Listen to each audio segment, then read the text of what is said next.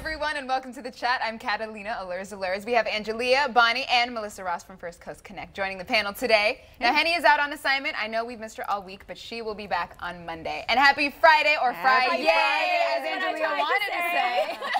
Friday! It's like it felt a little better because this is a very short week. Most of us will be working Wednesday to Friday, and it's here, you guys. It's a little discombobulating, like remembering what day it is. That's true. I thought Wednesday was Monday, threw me off. I'm still stressing out thinking today is Wednesday. It's fine, but we're here. It is here Friday. We are. All right, so you ladies know how hot it's been the last few weeks, right? Insane. Can't walk around without your face melting off. But can you imagine someone telling you you can't come to work in a sleeveless dress in this heat, or in any weather, actually? Well, a reporter says she was barred from entering the speaker's lobby on Capitol Hill because she was wearing a sleeveless dress. According to a new report from CBS News, the journalist was told her dress was inappropriate. Other reporters have also recently shared similar stories. So, I mean, do you ladies think there's anything inappropriate about wearing a sleeveless dress, or? No, I mean, you know what is so crazy about this is Congress is this really kind of traditional institution, and they're saying sleeveless dresses like what you are wearing, both of you, and what you're wearing, not business attire, not appropriate business attire. They're also telling men they can't come in without a suit and tie. But here's the thing. The culture has already decided that this is appropriate business attire. Congress needs to catch up to the rest of the country. Here's one example. In Jacksonville, Mayo Clinic, for years and years and years, at Mayo Clinic, women had to wear pantyhose to work, even on the hottest days of summer. Wow. That was their corporate culture. They literally just changed that rule a few years ago. Must have gotten more women. But was there. anyone, did they have, like, were people checking, like, to see if women were wearing sure. pantyhose? You had to conform to the code, and men at Mayo too, suit and tie every day. But we were talking before the show about women in broadcasting. Same thing. It used to see only suits, and now almost everyone has. They've moved a on from that. Dress. Yeah, right. Exactly. Yeah, but these guys, you know, guys are running the show. I mean, but what bothers me is it's not consistent, because you had reporters saying the one that got kicked out, another reporter tweeted saying she was warned that if she did it again, she would be removed.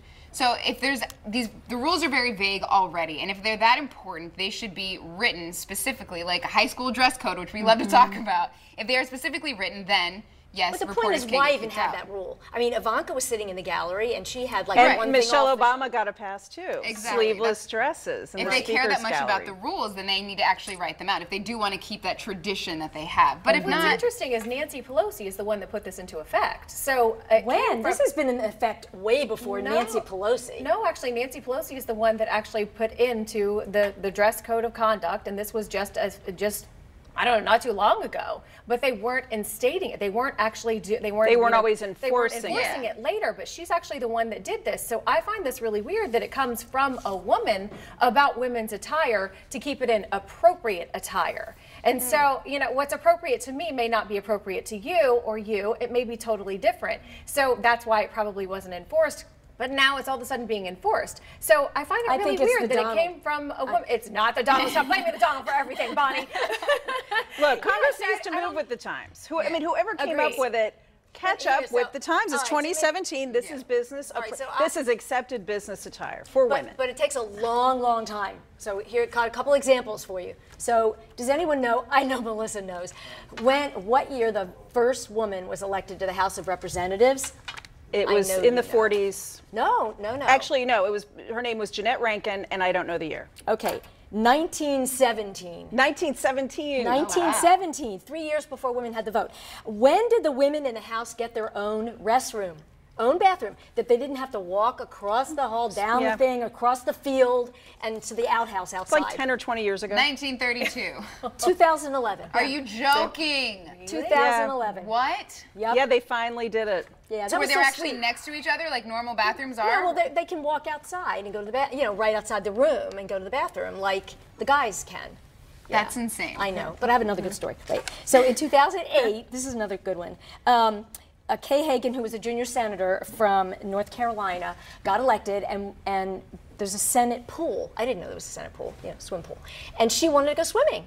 And they said, no, it's a all-male pool because some of the senators want to go swimming naked. So you can't Jack Kennedy style. Yeah, seriously. So then don't let anyone swim naked seriously. And integrate the pool? Chuck Schumer, because he had it up the committee, the Rules Committee, whatever, got it through, but it was a big fight. Yeah. That's the boys club for you. But you know what? The dress code thing to me is, if Ivanka Trump and Michelle Obama are coming in sleeveless, okay, let's be consistent. Let's accept that our mores have changed. You know, you can wear a sleeveless dress to work. Everyone's doing it. I agree. Exactly. I don't know. Exactly. I'm on the other side. If there's a dress code, it needs to be enforced. So whatever it is, I don't care. If it's sleeveless, fine. If it's whatever it is, I don't care. Today's is only abide by the flower rules. dresses. All right. Well, here's something that could be considered as a move forward when it comes to respecting women. Disney recently announced the section of Pirates of the Caribbean ride at Disneyland featuring women being put up for auction will be removed. The scene depicts a group of bound women on an auction block with a banner reading, "Auction! Take a wench for a bride!" hanging above their heads. Not everyone likes the change, though. An Illinois man has started a change.org petition to keep the ride as is. So what do you ladies think about Disney? Do they need to be keeping up with the times or changing the times? Or, in my opinion, I kind of feel like this is changing history. Yeah, Well, that's what bothers me, is that this actually happened. This is part of pirate history, I guess if that's what you want to call it. You know what?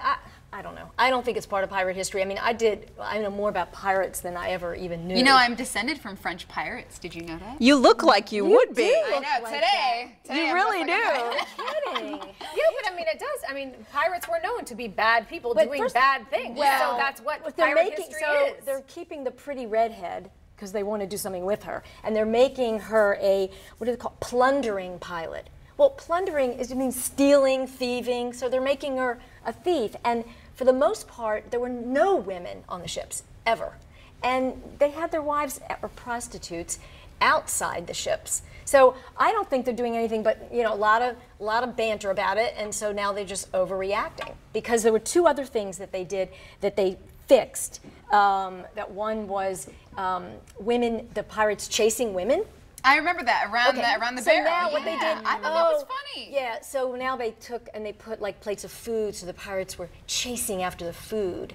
So really, the one thing I think they could really give us history on is most women who wanted to serve on the ships had to cross-dress and not even Dress as men. Yes. Yeah. Yeah, we So saw that in the why Pirates of don't the they have Caribbean that? movie. Then Yeah. at least your kids could learn something. But then would you Yeah, I be able think to that'd tell? be more interesting, It would honestly. be more interesting. Yeah. How would they do that? They'd have to see her like kind of putting on pants, because it's got to be animatronics to, you know, obviously get the story Yeah, across. Right. Those Imagineers, they could figure that Yeah, out. brilliant people. Right, then we'd really learn something. Yeah, that's a good suggestion. Yeah. Love that. All right, here's a question for all of you.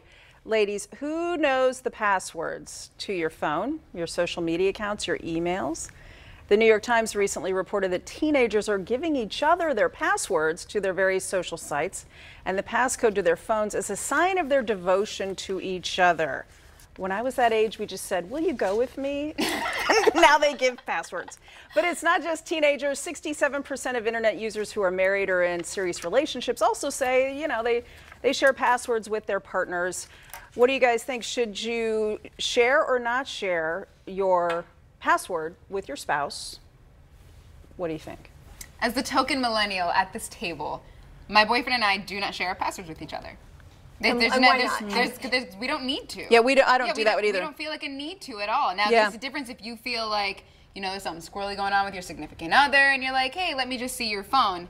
If they get too defensive, then there's something more to worry about. But that's not this. This Agreed. is completely different. I don't feel a need. There's only two reasons anyone needs to be sharing passwords, and that, just in my experience, would be friends of mine that have had spousal, you know, infidelity, and they're trying to keep their marriage together, and they're trying to build trust again. I think definitely you need to share your passwords at that point because you need to build trust. So Or whatever at the it very takes. least, ask So to that- see what they're doing on Absolutely. their phone. But I mean, you know, whenever, just a complete open book. So I definitely think that, and I also think parents. I think parents need to know passwords no matter what their children are doing, because of things that we talk about on the show pretty much every day. There's always something new coming out. I agree. that And you know what my parents kids need to do? keep an They eye change on. them on me. Do they really? Oh, yes, they do. They are so smart. Sneaky. Every once in a while, one of them will leave their phone, and I'll just pick it up, say, "Oh, what are they up to?"